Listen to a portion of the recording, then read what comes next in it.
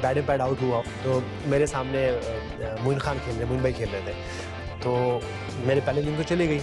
हाँ। तो मैं कहते यार मैं तो यूनुस खान हूँ, मैं तो फरमान अली हूँ, तो कहते हैं सॉरी तो मैंने सजाद अली को बड़ा फॉलो किया और मैं सजाद अली को उस वक्त फॉलो किया। पहली दफा जब आप सिलेक्ट हुए पाकिस्तान टीम के लिए और ग्राउंड में एंटर किए तो प्रैक्टिस में सारे सीनियर इंक्लूडिंग मी, वक्कार, इंजमाम, तो क्या फीलिंग थे, कैसा फील किया जब ग्राउंड में एंटर हुए प्रैक्टिस के लिए, इवन फॉरगेट द गेम?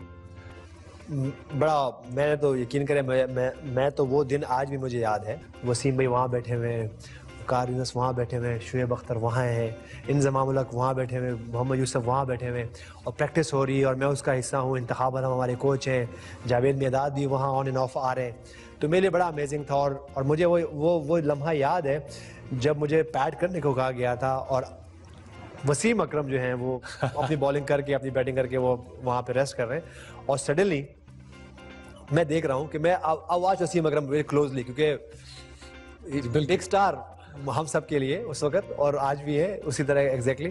तो अब मैंने देखा कि जैसे मैं नेट में गया हूँ तो वसीम अकरम ने सडनली बॉल उठाया है और वो आए और उन्होंने मुझे 3 बॉलें की और उस 3 बॉलों में आपने सिर्फ 3 बॉलें की। एक पहला इन स्विंग मेरे ख्याल से आपको याद नहीं होगा, लेकिन मुझे वो लम्हा आज भी याद है।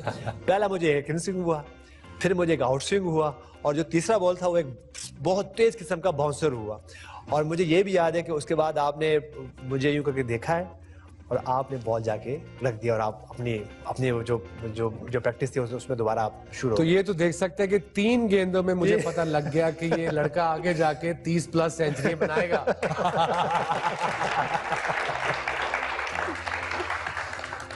तो जब पहला टेस्ट मैच खेले श्रीलंका के खिलाफ तो प्रेपरेशन कैसी थी? प्रेशर था, बटरफ्लाइज थे टमी में एक जो कि हाउ वाज द फीलिंग? बहुत ज़्यादा थे वसीम भाई। देखिए मेरा पहला टेस्ट मैच था और उससे पहले मैं 3 वनडे खेल गया था और वो जो बटरफ्लाइज थे, टेस्ट मैच की डिफरेंट फीलिंग होती है, वो थोड़ा सा सेटल हो चुका था। लेकिन आप यकीन करें जब फर्स्ट इनिंग में मुझे आउट दिया गया और मैं बैटिंग पैड आउट हुआ तो मेरे सामने मोइन भाई खेल रहे थे, तो मेरे पहले इनिंग तो चली गई और आपको पता है कि मुझे मेरे जहन में ये था कि जो पहली इनिंग होती है या जो पहला टूर होता है उसमें थोड़े बहुत रन हो जाए तो आपका कैरियर थोड़ा सा आगे जा सकता है। सेकंड इनिंग आई जो एक रात थी, उससे पहले मेरे लिए बड़ी प्रेशर वाली रात थी क्योंकि मतलब प्यास लग रही है, बहुत ज्यादा जी, प्यास भी लग रही है, नींद भी नहीं आ रही है और मैं सुबह फजर में उठा हुआ था और मैं बैठा हुआ था मुसल्ले पे कि अल्लाह आज कोई परफॉर्मेंस करा दे और आज कुछ हो जाए। और यही हुआ एग्जैक्टली कि जब हमारे कुछ प्लेयर्स आउट हुए तो यूनुस खान खेल रहे थे वसीम अकरम के साथ और मुझे ज़्यादा जो फीडबैक मिला वो आपसे मिला उस वक्त।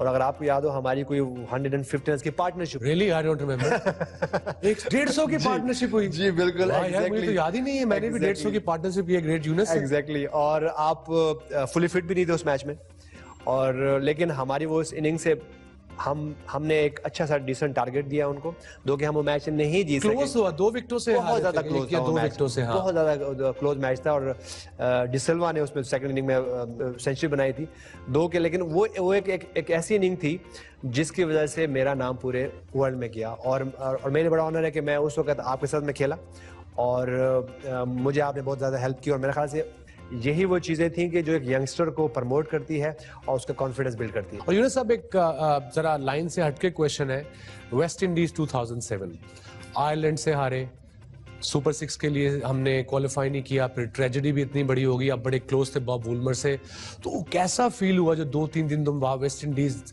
पुलिस और पता नहीं क्या क्या हम सुनते थे यहाँ पे हो रहा है आप लोगों के साथ, तो हाउ वाज वो दिन कैसे गुजरे आपके सबके, आपके पूरी टीम के? One of the darkest days थे वो हमारे कैरियर के। मैं अपने कैरियर की बात करूंगा कि एक टाइम में तो ऐसा लग रहा था जब हम एक दूसरे को देते थे तो हम समझते थे कि क्या हम में से कोई वो है जिसने सब कुछ किया है। हम इतना डिमोरलाइज थे और इतना डाउन थे उस वक्त। मैं ये कह सकता हूँ कि वो जो 3-4 दिन थे one of the darkest days थे और उसका रिफ्लेक्ट ये हुआ मुझ पर कि इंजी भाई तो खैर उसके बाद रिटायर हो गए। हाँ, जब मैं पाकिस्तान आया वापस तो मुझे कैप्टन बनना था क्योंकि आवाज वाइस कैप्टन, तो मैं इतना कुछ डिमोरलाइज था, इतना डाउन था कि मैंने आके कहा कि जी मैं कैप्टनसी नहीं कर सकता हूँ। अच्छा, ये रीजन थी? ये रीजन भी थी उसमें। यूनुस साहब थोड़ा क्वेश्चन पूछ लें हमारे यंगस्टर्स से, प्लीज। जी आपका नाम? I am Fatima from Princeton university.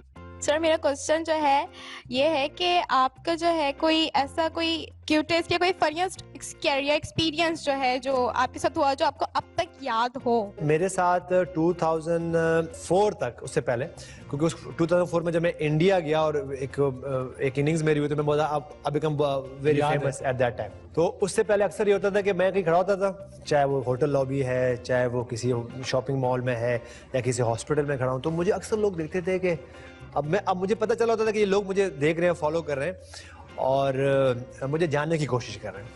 तो और कुछ लोग ऐसे भी आए और मुझे कहते थे कि जी आपका नाम क्या है?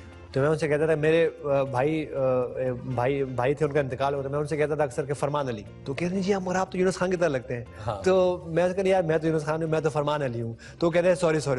तो अक्सर ऐसे वाकयात मेरे साथ होते रहे थे कि लोग मुझे समझते थे कि मैं यूनुस खान की तरह हूँ, और जब मैं उनसे कहता था कि मैं यूनुस खान नहीं हूँ तो वो मान भी जाते थे। Like very funny. और लेकिन उसमें फायदा ये होता था कि उसके बाद जो एपिसोड शुरू होना था ऑटोग्राफ का, पिक्चर्स का या बातों का, तो वही पे स्टॉप हो जाता था। हाँ। तो मैं आराम से अपना काम करके और वहाँ पे हमारे हमसाए मुल्क में वो छोड़ते नहीं आपको, उनको ऑटोग्राफ और सेल्फी जरूर चाहिए। वो तो फिर मैं अभी राजकोट गया था कमेंट्री करने इंडिया में, उसको मैंने राजकोट को नाम दे दिया selfie city of the world. मैं बाथरूम में गया हूँ, बंदा आगे सर एक सेल्फी हो जाए। I looked at him, I said, Are you serious right now? In the middle of something very important. चलिए दूसरा क्वेश्चन पूछते हैं।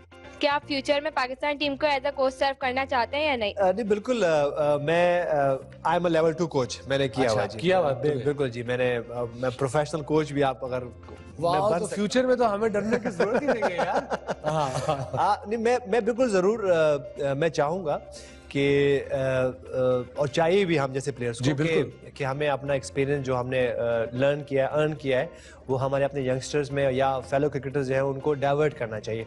तो इंशाल्लाह मैं आपको ज़रूर कहीं ना कहीं नज़र आऊँगा कि मैं अपने यंगस्टर की और पाकिस्तान की खिदमत में या हेल्प करने में आपको मैं ज़रूर इंशाल्लाह नज़र आऊँगा। माशाल्लाह। चलिए एक और क्वेश्चन पूछते हैं। मुझे आपसे पूछना था, वैसे तो आप हम सबके फेवरेट हैं, बट आपका कोई फेवरेट सिंगर एंड एक्टर? मैंने सजाद अली को बड़ा फॉलो किया, और मैं सजाद अली को उस वक्त फॉलो किया जब बाकियों इतने लोगों का नाम म्यूजिक आइकॉन है हमारे, बहुत जबरदस्त। और उनकी जो क्लासिक म्यूजिक है और जो उन्होंने चेंज लाया अपने म्यूजिक में, मैं बहुत बड़ा फैन हूँ सजाद अली का। और एक्टिंग में अपने अलावा देखिए मेरे अलावा एक्टिंग में आप कह सकते हैं कि आमिर खान को बहुत ज़्यादा उसकी जिस तरह उन्होंने मूवीज़ की हैं, बहुत ज़्यादा फॉलो किया उनके बाद। उससे पहले अगर मैं थोड़ा बैक में चला जाऊँ, शायद इनमें से बहुत लोग नहीं जानता हूँ, नदीम और शबनम को जो है वो बड़ी फिल्में देखी है मैंने जी, और शबनम की जी, मैंने उनको बहुत सी मैंने तो 1-8 पे जाके 1-8 पता ना क्या होता है, आप लोगों को पता नहीं 1-8 क्या होता है। 1-8 होता है जो सबसे आगे सीट मिलती थी, ₹2.25 की। तब पैसे थोड़ी होते थे, गैंग जाता था कि कौन मोटे से को ऊपर फेंकते थे लड़कों के, तो लड़के हटाए तो हम टिकटें खरीदे। तो उनकी मैंने मूवीज बहुत देखी। ये गुफ्तगू जारी रहेगी, टाइम है एक छोटे से ब्रेक का, मिलते हैं ब्रेक के बाद।